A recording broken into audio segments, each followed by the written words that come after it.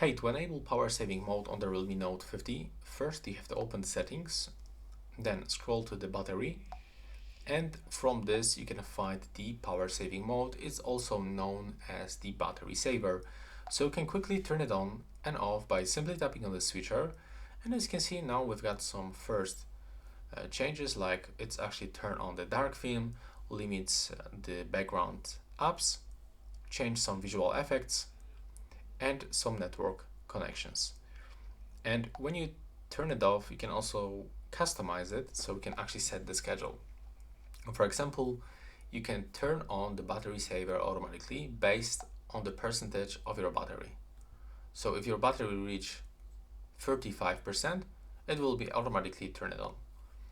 And from this, you can also turn off the battery saver automatically when the smartphone charges above 90%.